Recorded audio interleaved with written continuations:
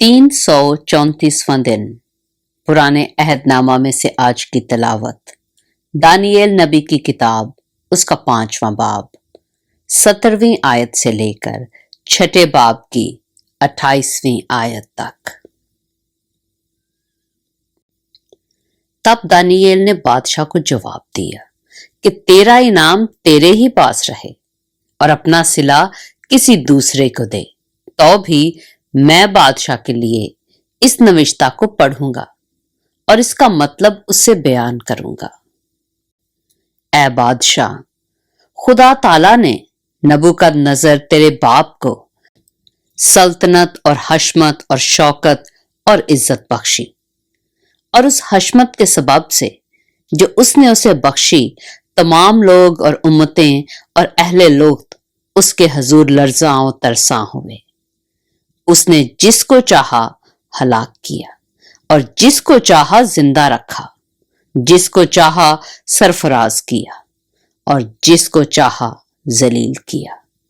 लेकिन जब उसकी तबीयत में घुमंड समाया और उसका दिल गरूर से सख्त हो गया, तो वो तख्ते सल्तनत से उतार दिया गया और उसकी हशमत जाती रही, और वो बनी आदम के दरमियान से हाँक कर निकाल दिया गया, और उसका दिल हिवानों का सा बना और गोरखरों के साथ रहने लगा, और उसे बैलों की तरह घास खिलाते थे, और उसका बदन आसमान की शबनम से तर हुआ, जब तक उसने मालूम ना किया कि खुदा ताला इंसान की मुमलकत में हुक्मरानी करता है और जिसको चाहता है उस पर कायम करता है। लेकिन तू ऐ बेलतशर, जो उसका बेटा है, बावजूद के तू इस सबब से वाकिफ था, तो भी तूने अपने दिल से आजिज़ी ना की, बल्कि आसमान के खुदावंद के हजूर अपने आप को बुलंद किया और उसकी हैकल के ज़रूफ तेरे पास लाए, और तूने अपने उमरा और अपनी बीवियों और हरमों के साथ उनमें मैखारी की, और तूने चांदी और सोने और पीतल और लोहे और लकड़ी और पत्थर के बुतों की हमद की, जो ना देखते और ना सुनते और ना जानते हैं, और उस खुदा की तमजीद ना की जिसके हाथ में तेरा दम है और जिसके काबू में तेरी सब राहें हैं। बस उसकी तरफ से हाथ का वो हिस्सा भेजा गया और ये नविश्ता लिखा गया, और वो नविश्ता ये है, मिने मिने तकील और फरसीन, और इसके मानी ये हैं, मिने यानी खुदा ने तेरी मुमलकत का हिसाब किया और उसे तमाम कर डाला, तकील यानी तू तराजू में तोला गया और कम निकला, फरीस यानी तेरी मुमलकत मुनकसिम हुई और मादियों और फारसियों को दी गई। तब बिलतशर ने हुक्म किया और दानिएल को अर्गवानी खिल्लत पहनाया गया और जरीन तौक उसके गले में डाला गया, और मुनादी कराई गई कि वो मुमलकत में तीसरे दर्जा का हाकिम हो।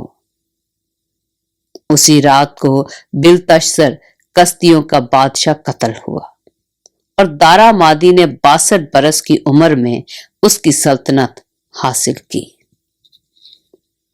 दानिएल नबी की किताब उसका 6ठा बाब।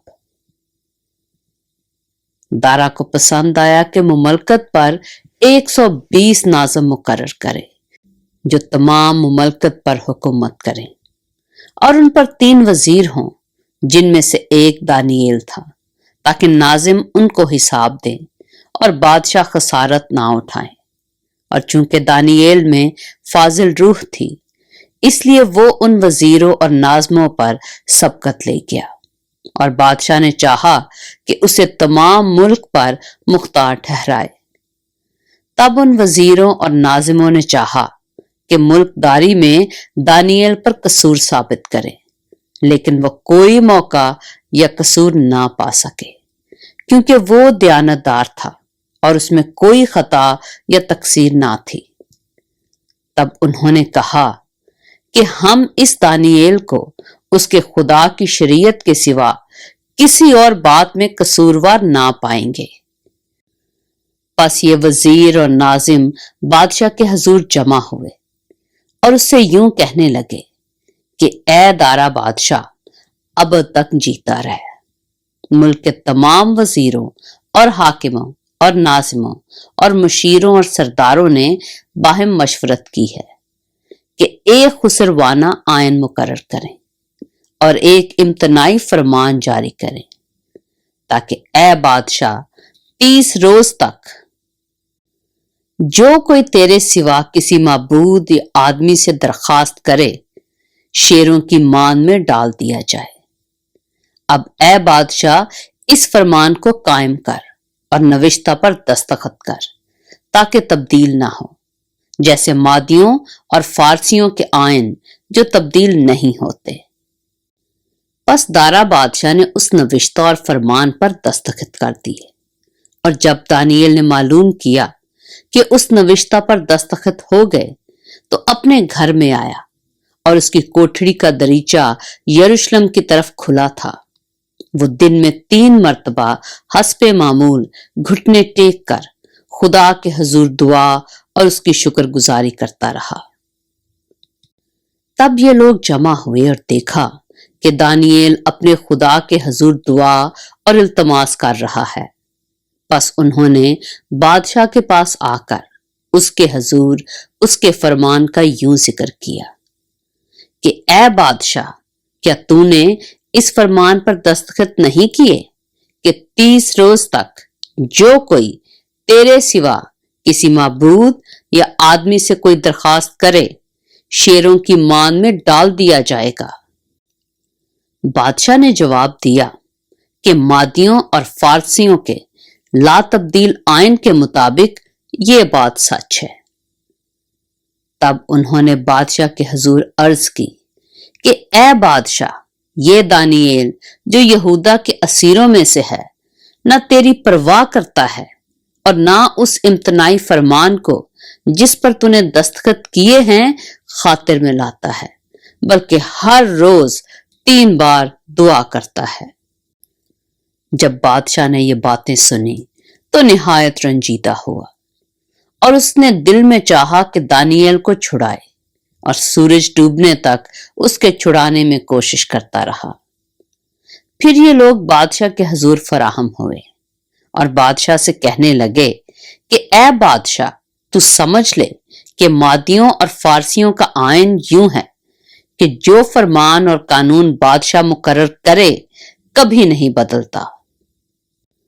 तब बादशाह ने हुक्म दिया और वो दानियल को लाए और शेरों के मान में डाल दिया। पर बादशाह ने दानियल से कहा, तेरा खुदा जिसकी तू हमेशा इबादत करता है तुझे छुड़ाएगा। और एक पत्थर लाकर उस मान के मुंह पर रख दिया गया, और बादशाह ने अपनी और अपने अमीरों की मोहर उस पर कर दी, ताकि वो बात जो दानियल के हक में ठहराई गई थी तब्दील ना हो। तब बादशाह अपने कसर में गया और उसने सारी रात फाका किया और मौसीकी के साज उसके सामने ना लाए, और उसकी नींद जाती रही।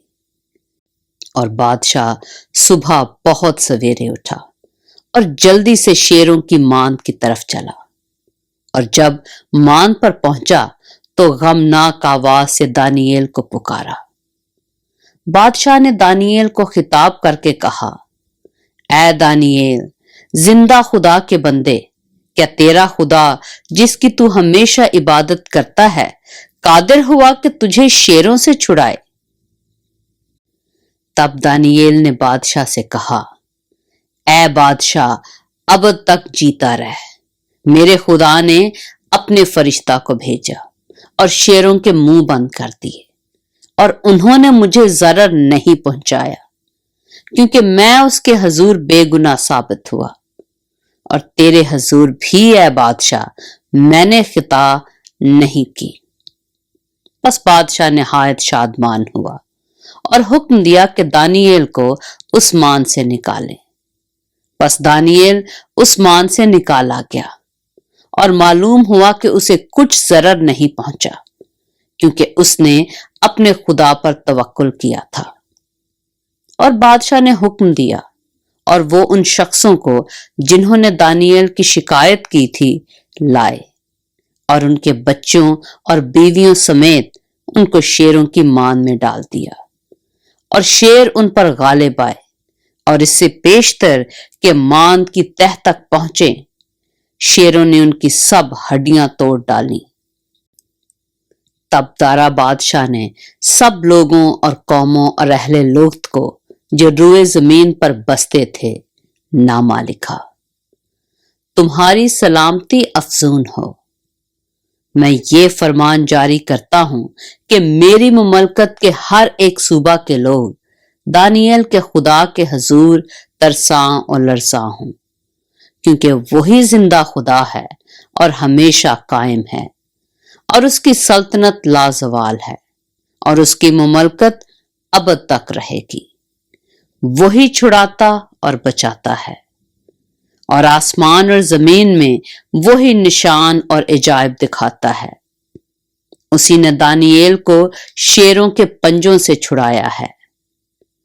پس یہ دانیال دارا کی سلطنت اور خورس فارسی کی سلطنت میں کامیاب رہا۔ پاک کلام کے پڑھے اور سنے جانے پر خداوند کی برکت ہو۔